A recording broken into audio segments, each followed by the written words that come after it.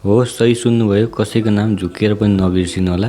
हामी आफ्नो सर्कलमा चाहिँ ए दाइ, ए भाइ, ए काले गोरे भनेर बसिरहेको हुन्छौँ। कसैको नाम त थाहा नै हुँदैन, थाहा भए पनि भनिरहेको हुँदैनौँ। हामीलाई सानो कुरा त हो जस्तो लाग्छ, तर यही कुराले गर्दाखेरि हामीहरूले कति ठुलो अवसर गुमाइरहेको छौँ त भन्ने कुरा आजको यस भिडियोमा म भन्नेछु।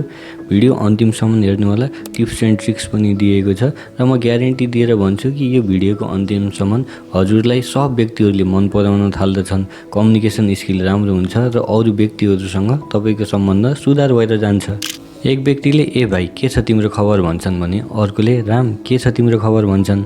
सुन्दा कुन राम्रो सुनियो, रामवाला होइन? देख्नुभयो नि, एउटा नामले सम्बन्धमा कति गहिराई ल्याइदिन्छ। विश्व प्रसिद्ध लेखक डेल कार्नेजीले आफ्नो किताब how to win friend and influence पिपलमा के भनेका छन् भन्दाखेरि मान्छेहरूलाई सबैभन्दा मिठो र महत्त्वपूर्ण लाग्ने शब्द भनेको नै उसको नाम हुने गर्दछ। हो नि है? सोध्नुहोस् त, यदि तपाईँलाई कसैले नाम लिएर बोलाउँछ भने तपाईँले कस्तो महसुस हुन्छ? तपाईँलाई विशेष महसुस हुन्छ। यसले त मलाई मान्दो रहेछ, यसले त मेरो महत्त्व दिँदो रहेछ भन्ने लाग्दछ।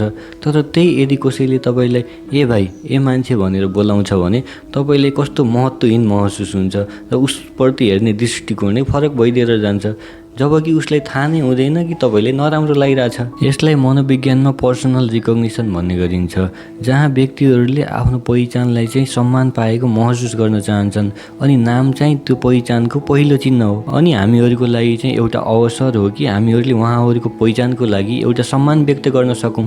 यही सन्दर्भमा कुरा गर्दाखेरि के भएको थियो भन्दाखेरि म एकचोटि हस्पिटलमा गएको थिएँ। डाक्टरले चाहिँ एउटा पुर्जी दिनुभयो औषधि लिएर आउनु भनेर। म चाहिँ फार्मेसीतर्फ गएँ। फार्मेसीमा जाँदाखेरि चाहिँ एकदमै भिड के, न लाइन यता छ उता छ। त्यो भिड देख्दाखेरि त आत्तिसकेको थिएँ। होइन, अब कसरी चाँडै औषधि लाने होला भन्ने सोचिरहेको थिएँ। सोही बेलामा चाहिँ मैले एकजना सिस्टरलाई देखेँ। उहाँले चाहिँ औषधि बाँडिरहनु भएको थियो अनि उहाँको एप्रोनमा चाहिँ एउटा नाम लेखेको थियो। त्यो नाम चाहिँ अल्बिना थियो।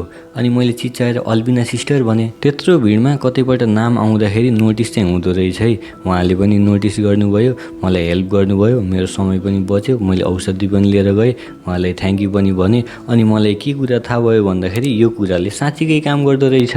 यदि तपाईँ आफ्नो कार्यस्थल अफिसमा जहिले भेटिरहने सानोदेखि ठुलो लेभलको मान्छेहरू हुनुहुन्छ र उहाँहरूको नाम याद छैन भने याद गर्नुहोला।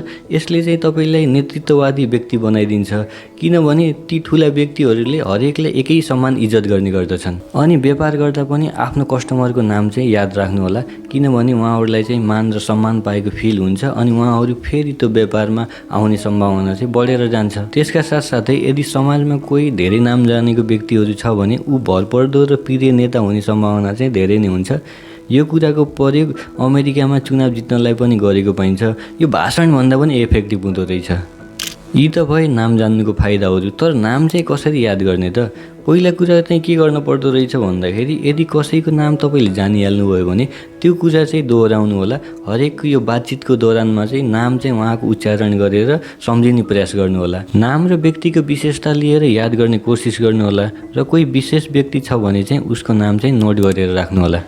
ल, आजैदेखि सुरु गर्नुहोस्। कसैलाई दिनहुँ भेट्नुहुन्छ भने उहाँहरूको नाम सोध्नुहोस्, त्यो नामलाई मनमा राख्नुहोस्। यो सानो बानीले तपाईँको सम्बन्ध, व्यापार र नेतृत्वलाई फरक उचाइमा पुर्याउनेछ। यदि यो भिडियो हजुरलाई साँच्चीकै मन पर्यो र विशेष केही पाएको अनुभूति भइरहेको छ भने एउटा लाइक गरिदिनु होला र आफ्नो प्यारा मान्छेहरूलाई चाहिँ सेयर गरिदिनु होला र भविष्यमा यस्तै भिडियोहरूको लागि सब्सक्राइब गरेर जान चाहिँ नबिर्सिनु होला।